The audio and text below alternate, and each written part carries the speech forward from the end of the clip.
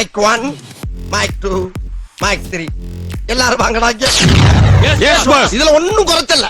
Top தமிழில் ஆதி நடித்த பிடி சார் படம் பார்த்தாச்சு. படம் எப்படி இருந்துச்சு, தேட்டரில் போய் பார்க்குறதுக்கு ஒருத்தா இல்லையான்னு சொல்கிறேன். அதுக்கு முன்னாடி இந்த வீடியோக்கு ஒரு லைக்கை போட்டு நம்ம சேனலை மறக்காமல் சப்ஸ்கிரைப் பண்ணுங்க. அப்போ தான் இந்த மாதிரியான ரிவ்யூஸ் பார்க்க முடியும். என்னதான் action, comedy, thrillers, feel good movies பார்த்து நம்ம என்ஜாய் பண்ணாலுமே அப்பப்போ நம்ம நாட்டில், நம்ம ஊரில் நடக்கிறத நம்மளுக்கு ஞாபகப்படுத்துறதுக்கு, அதே மாதிரி அவேர்னஸ் கிரியேட் பண்ணுறதுக்குன்னு சில படங்கள் வரும். அந்த மாதிரி படம் தான் பிடி சார். ஒரு ஹீரோ தனக்கு சுற்றி நடக்கிற பிரச்சனைகளெல்லாம் பார்த்து நமக்கு எதுக்கு வம்புன்னு பயந்து ஒதுங்கி போகிறதும், அதுக்கப்புறம் ஒரு கட்டத்தில் அவரே அந்த பிரச்சனையை எதிர்த்து கேட்குறது நிறையா படங்களில் நம்ம பார்த்துருக்கோம். அதே தான் இங்கேயும் இப்போ தமிழாக பண்ணியிருக்காரு. ஆனால் இவங்க எடுத்திருந்த சப்ஜெக்டும் சொன்ன மெசேஜும் ரொம்ப முக்கியம். பெண்கள், அதாவது ஸ்கூலுக்கு போகிற சின்ன குழந்தையில ஆரம்பித்து பெரியவங்க வரைக்கும் அவங்க டே டு டே லைஃப்பில் ஃபேஸ் பண்ணுற ஹராஸ்மெண்ட்ஸ் பற்றி தான் சொல்லியிருந்தாங்க. அண்ட் அந்த விக்டிம்ஸை இந்த சொசைட்டி எப்படியெல்லாம் பார்க்குறாங்க, என்னெல்லாம் பேசுகிறாங்க, அதை எப்படி ஓவர் கம் பண்ணி வரதுன்னு ரொம்பவே நல்லா சொல்லியிருந்தாங்க. யூஸ்வலாக இந்த மாதிரி படங்கள் எல்லாமே ஒரே ஸ்க்ரீன் பிளேல தான் வரும். ஆனால் இந்த படத்தில் கொஞ்சம் டிஃப்ரெண்ட்டாக ட்ரை பண்ணியிருக்காங்க. அதுதான் இந்த படத்தோட பெரிய ப்ளஸ். ஃபர்ஸ்ட் ஹாஃபில் காமெடி அங்கங்கே எட்டி பார்த்தாலும் பிளாட்குள்ளே சீக்கிரம்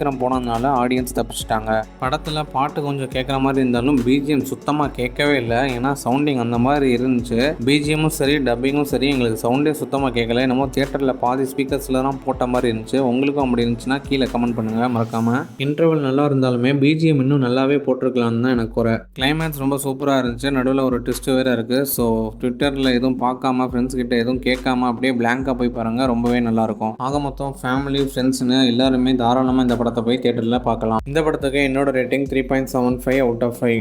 இந்த வீடியோ பிடிச்சிருந்தா லைக் பண்ணிட்டு மறக்காமல் உங்கள் ஃப்ரெண்ட்ஸ் அண்ட் ஃபேமிலிக்கு ஷேர் பண்ணிடுங்க. மறக்காமல் நம்ம சேனலில் சப்ஸ்கிரைப் பண்ணிடுங்க. அப்போ தான் இந்த மாதிரியான movie reviews and daily cinema updates உங்களால் பார்க்க முடியும்.